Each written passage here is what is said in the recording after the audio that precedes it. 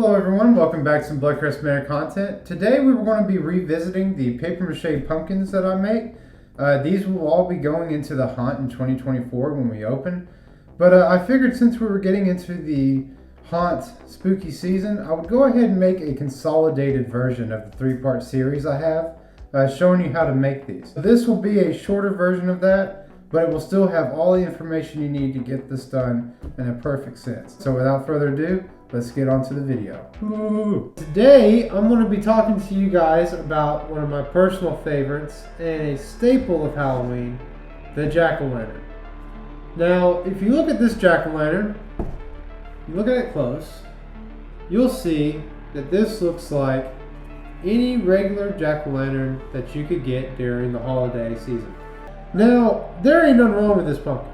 In fact, this is one of a cooler pumpkin because it's more of a vintage old school pumpkin, probably in the early 2000s if I had to guess.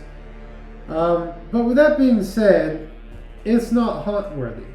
This isn't something that someone who A, decorates very seriously for Halloween, or B, someone who, like me, who's making a haunted house would use. Today what I'm going to be talking to you about is not this pumpkin necessarily, or how to make this pumpkin better. Though you could, I think this pumpkin is best just left alone, let it be traditional as it is. If you want to make something scary or whimsical or traditional, however you want to make it, if you want to make your own customizable pumpkin, then something like this is going to be how you do it. This is a paper mache and paper clay pumpkin that I make myself out of trash bags, if you can believe that. Trash bag, paper mache with sheets, and paper pulp clay, and that's it. It's got a sealant layer on the inside and outside so that it's waterproof. You can easily leave this out in the rain and it won't be a problem. You can even pour water onto it if you wanted to. I wouldn't submerge it in water, but you could, in theory, do that. There's so much sealant on this that it should be relatively protected from almost any weather. Now, what I'm alluding to with this, though, is that you can use this style to make whatever you want. You want to make something small, like this, and scary? Great. You want to make something whimsical? You can. You can make it however you want, and it's very versatile to however you want it to be. Like I said, it can be whimsical, it can be scary, it can be small, and it can be large. You can make these however you want to make them. And if you make them like I've been making them, as you notice, you'll end up making them bigger and more complex as you go. I'm going to show you how to make this pumpkin exactly this one. This video will be about this pumpkin. This was the second one I made and I love it, but not for today.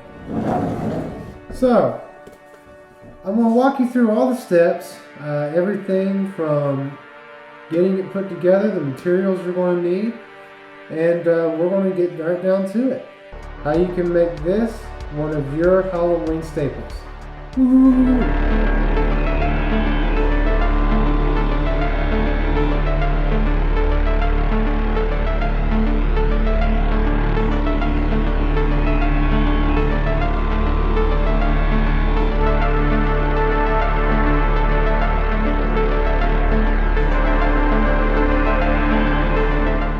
Alright everyone, so we're going to go ahead and get started with the first step into making our pumpkin, and that is making the form. Like I said earlier, we're going to be using a 4-gallon bag for this one, and typically what I do is I fill it up with either newspaper clippings, shredded paper, or in this case wadded up shopping bags. I've done it a few different ways, and I find that the shopping bags are a really easy and bulky way to make your pumpkin. But so what I do is I just get it filled up to the top, I tie it off, and then I get me some strings made up out of paracord. And what you're going to do with these strings is you're just going to wrap them around your pumpkin to make your ribs in the pumpkin. And as you can see now, it's already kind of coming through pretty nicely, and you can already see what's going to happen.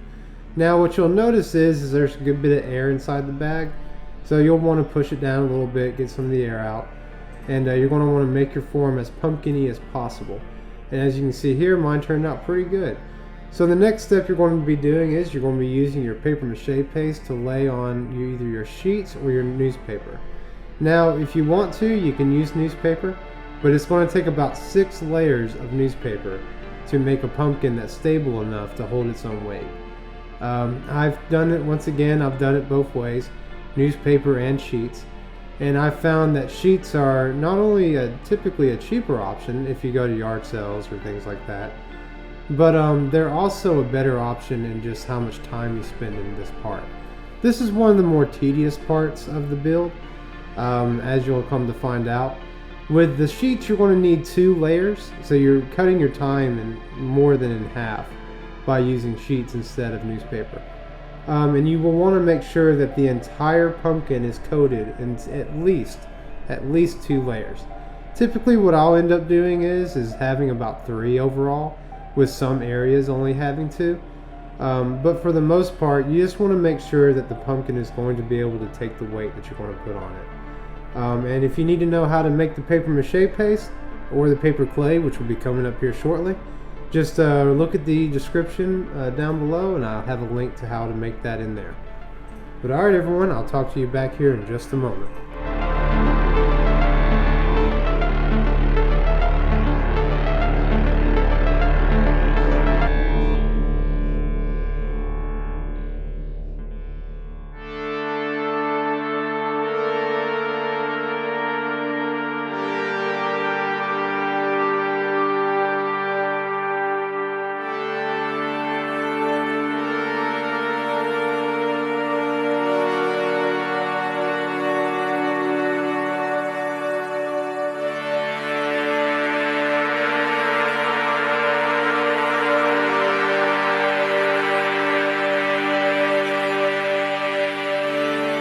Alright everyone, so now that we have our 2 to 3 layers on the top, and I give it about 24 hours to dry, we are now ready to put on the bottom layer. Now what you're seeing me do here is after you have put on your 2 layers, or even just if you do 1 layer at a time, once it dries, you'll see that some of this paper mache paste drains down onto your bag, and it dries. Now you can leave it theoretically, and if you put enough mache paste, it won't really matter. But it can create an issue when laying it with it wanting to stick properly. So what I recommend doing is just taking your paintbrush and just going over that real quick, just to make sure that it's covered up. You just want to make sure that it's good and smooth for the new mache that's going on. So what you'll do here is you just want to mash up these 2 layers with the bottom layer that you already have on. You can have a little bit of overlap. There's no issue with that. In fact, I definitely recommend having you about an inch or so of overlap on that border from the top to the bottom layer. It just adds a really good ring around it that helps keep it stable throughout its life. Well, other than that, you just get on your 2 layers on your bottom and then let it dry for another 24 hours, and then you'll be ready for the next fun part.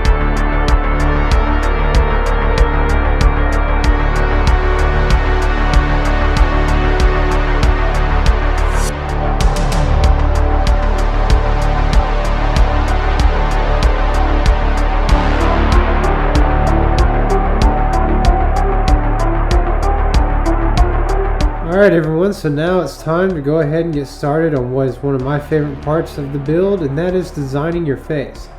This is going to determine how a lot of things moving forward will happen. Whimsical pumpkins and evil, rotted looking pumpkins are built 2 different ways from here. I'll go over each way as we go, but for now it's not really a big deal however you want to do your face. In my case, I'm going to be doing a rotten, evil looking pumpkin. You can easily go traditional, whimsical, however you want to do it. It's all up to you. So from here what I do is I just lightly draw in the face with a pencil, and so that way if I want to, I can go ahead and erase any mistakes that happen. I don't recommend starting off with a marker or a pen. You'd be amazed how many little mistakes you'll make. And eventually, if you use it off the bat with a marker or something like that, it'll be difficult for you to get rid of those mistakes. So once you've done your pencil work, now you're just going to go in with a marker and you're just going to mark out the face. Also go ahead and put a little circle on the head, on the top for the stem, and I put a large circle on the bottom for the cutouts to where your little candle will be, a little electric candle at the end. I didn't show that in this video. I must have forgot to record for that. But basically it's very simple. You just draw yourself out a little circle on top, a little circle on the bottom, or large circle on the bottom. The circle on the bottom, you want to make sure it's cut out enough to where you can fit your hand inside. You'll need to be able to paint on the inside. So it's really important step. For the next step, once you get your face on and your two circles, you're then going to go through your paper clay and you're just going to mash it on really nice and thin around the top layer. Much like the paper mache step, you're going to do the top side and then the bottom side. You can do this backwards if you want. You can do the bottom side and the top side. It's completely up to you. For this clay though, you just want to go ahead and marry it up to those black lines as best you can. You don't have to worry about any type of sculpting or anything like that yet. Just get it up to the line, get a good cover for it, and then you'll be done. You let it sit for about 24 hours and it'll be dry, and you can do the bottom as well. I do recommend leaving a good bit of your marker line out for the paper clay. You don't want it to be past it. That way you can get in there and cut it how you want. In the case of this pumpkin and most pumpkins, you can actually come off of the black line a good bit. You'll notice how I did the eye here. I'm off of the lines by maybe 1/4 of an inch, maybe even less. And this is because I'm going to come in later with much thicker paper clay, and I'm going to make the eyes and the mouth raised against the skin. But that's going to be it for that.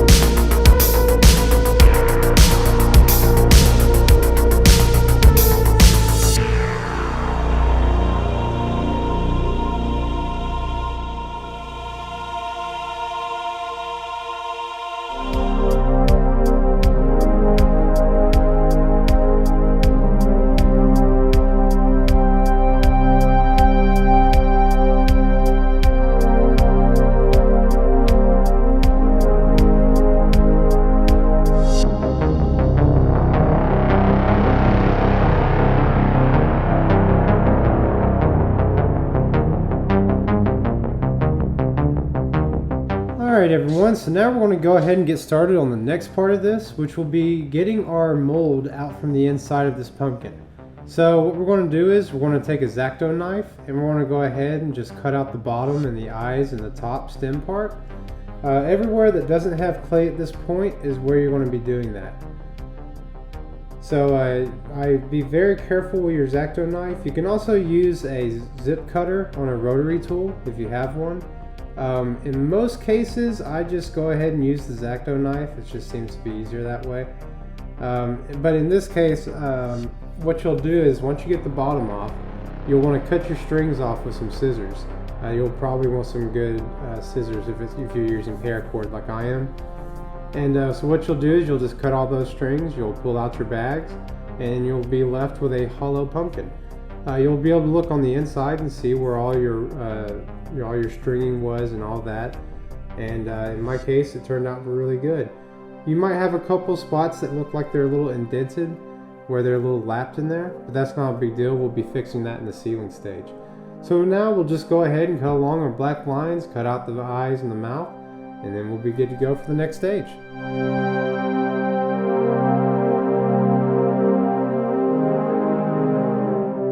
Alright everyone, so once you've made your cuts, you're going to notice, if you did it this way like I'm doing with sheets, you'll notice that there's some strings left over.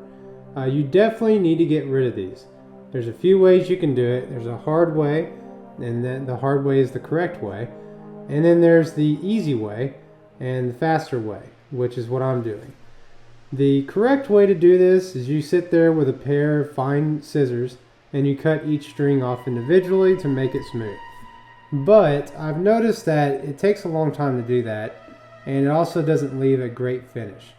Now what you can do is what I'm doing here in a nice, well ventilated room. The room I'm in here does have a ventilation fan, and so I'm able to basically suck all of the smoke out that I'm making now. But so what I do is I take a grill lighter from the inside and the outside, and what you're going to do is very gently and quickly you're going to take the flame and move it right over those strings. You don't want to light the pumpkin on fire. Let me make that clear. Do not light your pumpkin on fire. You will be back to square one, if you're lucky, just back to square one, really fast if this thing catches fire. You're just wanting to bring it over those strings, and what that'll do is those strings will shrink and burn up really fast. Now you might have a couple little pieces that drop off and they're on fire. Don't worry about that. You just want to make sure that you're being as safe as possible while doing this. And as you can see right there, I had a little piece of a string trying to catch fire. You just want to make sure you're standing by, ready to blow it out at any time. This is not something you want to do excessively. You're not wanting to come in and burn holes through your pumpkin. You're just simply wanting to come across it with a flame, and it will make a smooth finished edge on that material.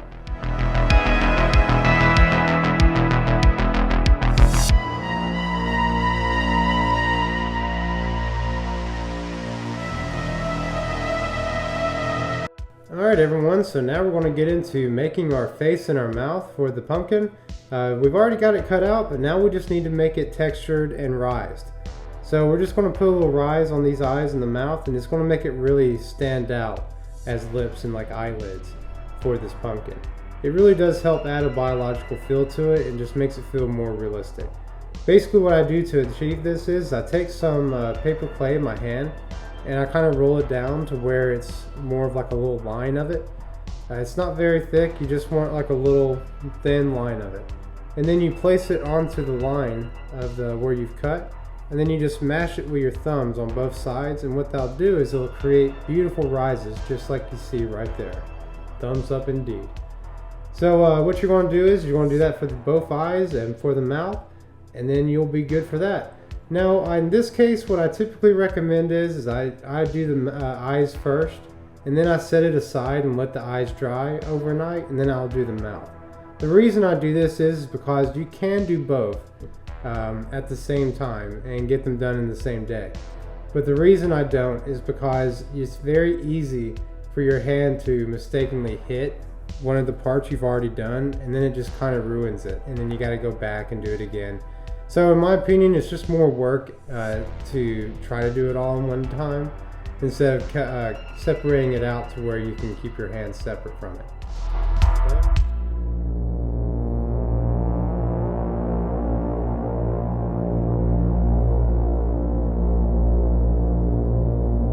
Alright everyone, so now we're going to get to the stem. The stem is a little bit more of a difficult phase than the others, but it's still very much attainable. Now for simplicity, I recommend using a coat hanger, and you basically just want to take the coat hanger piece that you use and you want to make it to the size of the stem it's going to be. So in the case of this stem, the total length is probably somewhere in the range of like 7 to 9 inches. I didn't get an exact measurement, but you can kind of tell for yourself as I'm doing it. And basically what you want to do with this is you're just going to roll it into some paper, newspaper, and you're going to tape it with some scotch tape. And you're just going to make that throughout the whole thing. Now if you want to make it curved, if you want to make it go pointed down or twisted the whole way up, or if you want to make it really short, you can do this however you want. It's very, very malleable to what you want. But once you get to the stem as you want it, you're just going to put you a good bead of hot glue on the top. And basically what I do is I go around the entire edge, and then I sister it in with some beads on the top going up and down. And then once that dries, I go through to the bottom and I just put a huge amount onto the bottom. And if you ever heard that phrase, one dot is a lot, it is not in this case. You can use a fair amount of hot glue with this and it is not a problem. You just want to make sure that stem is never going to go anywhere, because a good chance is the stem is going to become your handle for the pumpkin itself. Now once that hot glue dries, all you got to do is take your paper clay and just go through and put you a layer on it, just like you did with the pumpkin below. You're not looking for any type of detail in this or anything like that. You're just trying to get a good little bead on it, and that's it. Now you can put a paper mache layer on this before you do the clay, and it will help the clay stick to it much better. But as I've noticed, this just adds more time to the process, and it isn't as necessary as it seems. So you can just go ahead and put it right on top of the scotch tape and newspaper, and it should adhere pretty decently as long as your paper clay is made correctly.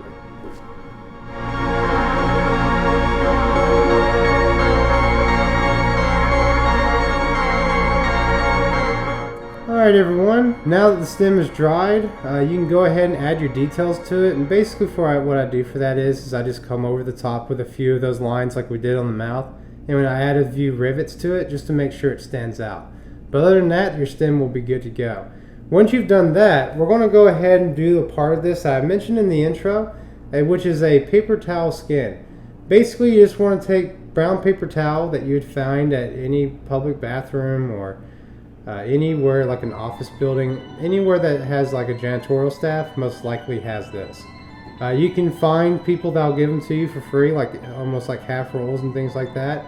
But in my case, I just went ahead and bought a supply box of it online at Amazon, and I found this to be the easiest and just honestly the cheapest way to go about it. Now, if you want to, like I said, you can find this stuff in the wild at public bathrooms if you really want to go for that. But honestly, I highly recommend just go ahead, buy you some, and it'll last you an extremely long time. And even if you don't use it all, it's still paper towels. You can use it in that regard too. But so for this, I kind of just strip it out around the eyes and the mouth to make sure that I don't have any like loose edges. You just want to make sure that all the edges are put down really well. But also you want to make sure you do have some wrinkles in there. You don't have to wrinkle it yourself, because it will certainly do it by itself during the process. But other than that, everyone, you're just going to put a layer of that on top and the bottom, and you will have a beautifully wrinkly, ready to use pumpkin. Now once this step is done, it's going to take some time for this to dry. I recommend letting it sit for about 7 days after this step. The reason I say that is because the next step will be sealing it up. And if there is any moisture on the inside of your paper clay or your paper mache, or if something just hasn't dried properly yet, like especially with putting on this wet paper towel, it does definitely moisten it up. If any of it is moist when you go to seal it up, it will be a disaster. It will begin rotting, and it will begin mildewing, and it will just fall apart on you, and it will be very sad. So definitely give it the time it needs to dry properly, and you will be very happy with what you get. You can go about 5 days if you feel confident, but I just think 7 days is the best way to do it. It's the safest, and it's also the most consistent. But alright everyone, so that's all for that, and I'll be talking back to you here in just a moment.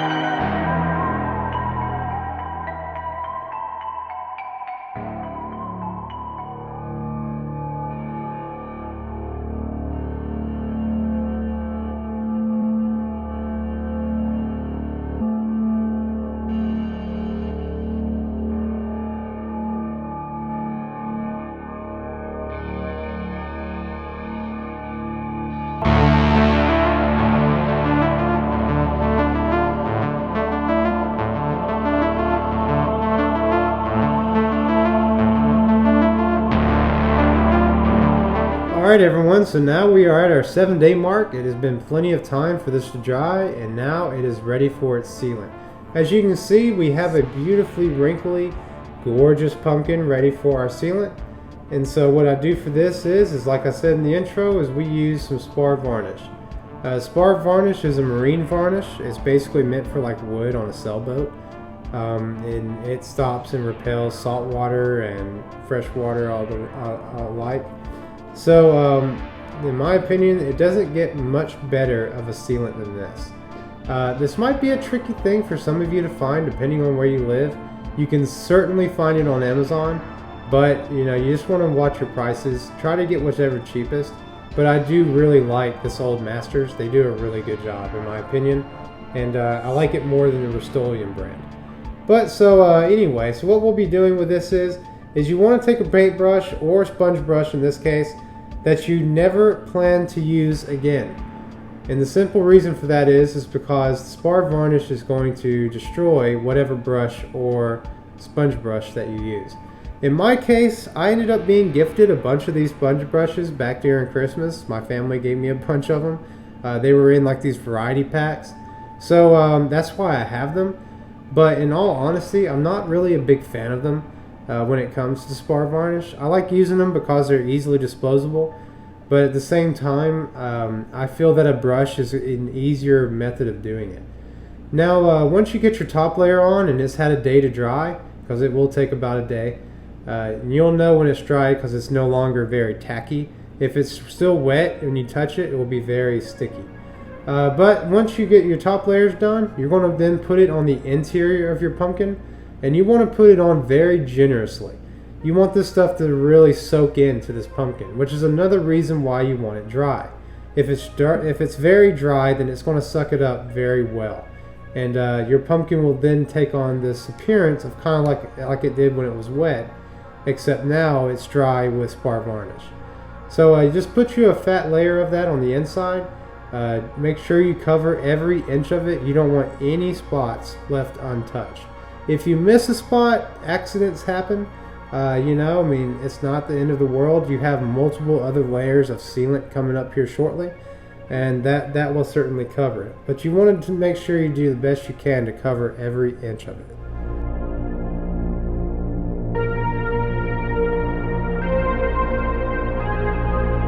Alright everyone, so now that we have our spar varnish on and everything is on there good and dried and ready to go, we're going to now start with the interior of our pumpkin using a white exterior paint. You want to start on the inside first, because if you're doing it like I'm doing, then you're going to have a black exterior paint on the outside. And if you have that white coming through on top of that black, it's going to be a problem with your paint later. So start with the inside first and then work your way to the outside after that.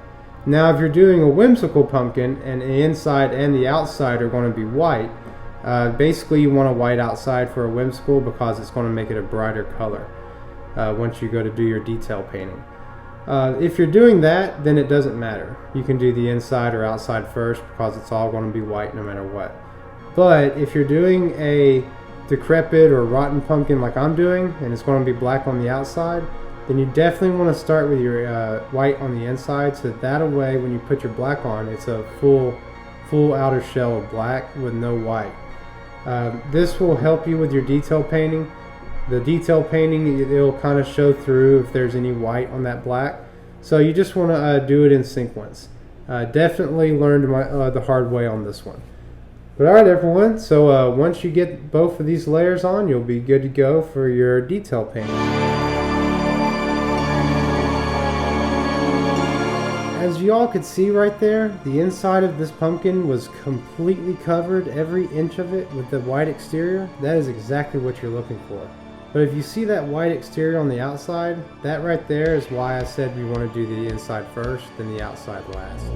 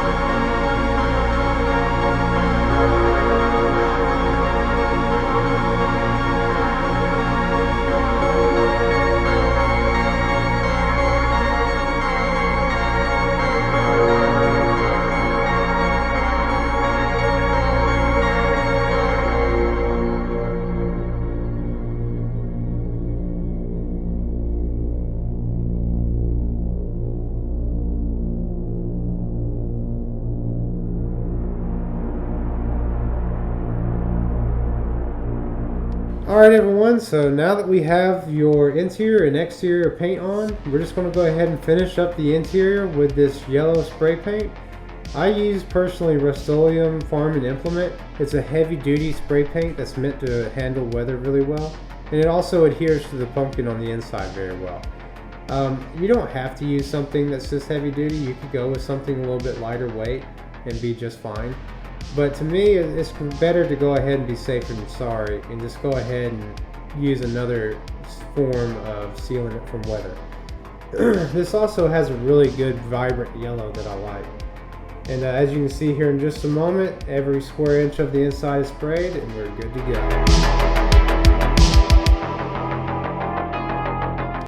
Alright everyone, so now we're going to begin with our dry brushing. And here I have my 3 colors on my side. I'm going to be using True Green, Oxide Brown, or Brown Oxide actually, I think it's Brown Oxide, and Jack-O-Lantern Orange. And all of these are Apple Barrel brand, basically Walmart brand if I'm not mistaken. And they work really well. All 3 acrylic paints, just normal acrylic, nothing special, not enamel or anything like that. And so what I begin with is a layer of brown on the bottom, the top, and the stem of the pumpkin. I put a little bit more on the stem than I do the rest, and that's because the stem I want it to have more of that earthy green feel than I do in the bottom of the pumpkin. And what the brown's doing on the bottom of the pumpkin and the top of it is just breaking up that black color.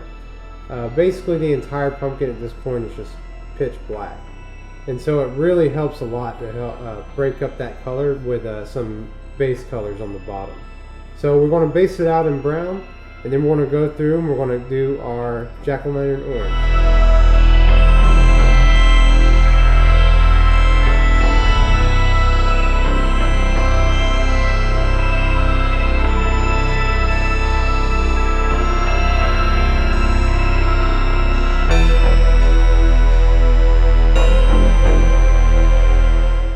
Alright everyone, so it's a little bit difficult to see the brown using these cameras that I have and with the lighting in this room, but basically I just have like a light brown layer on the bottom, and I have a light brown layer on the stem.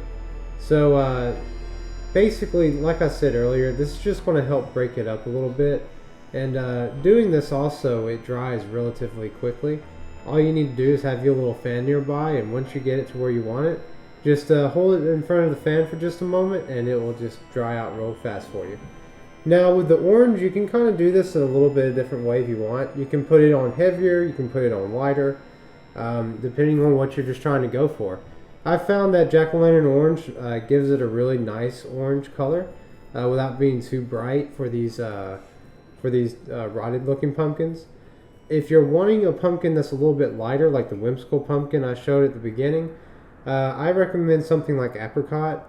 I've used that a few times and I really like how that comes out, a nice brighter orange. I'd like to do a mixture of different oranges when I'm doing something like that.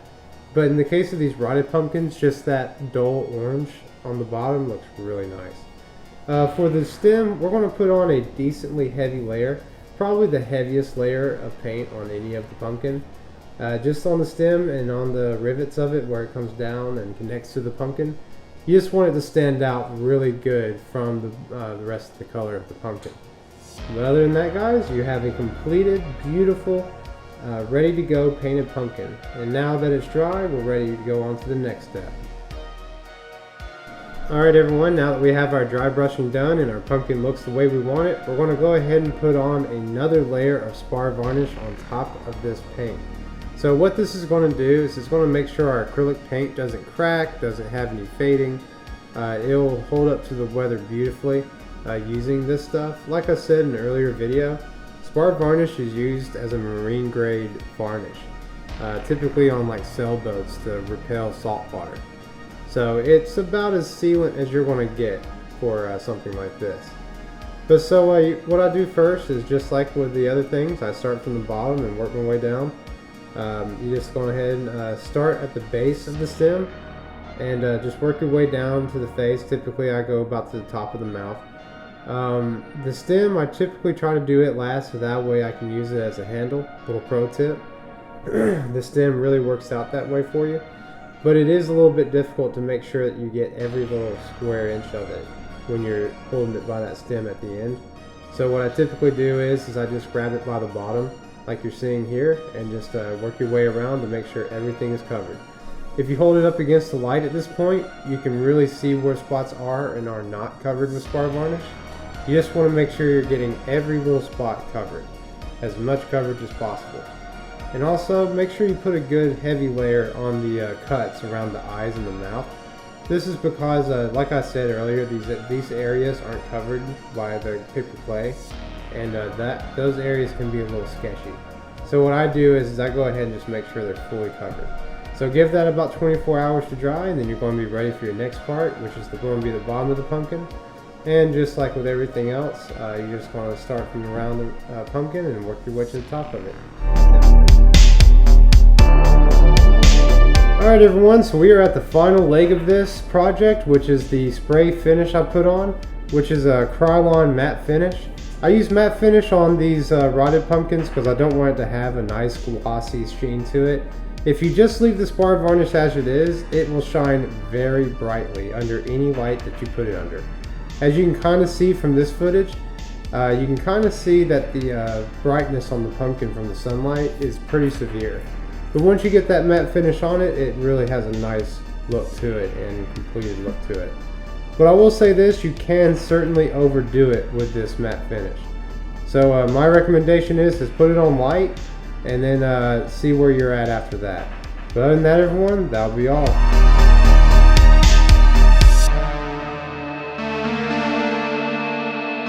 Alright everyone, so that's going to be it for this one. We have officially gone over every step into making a paper mache pumpkin.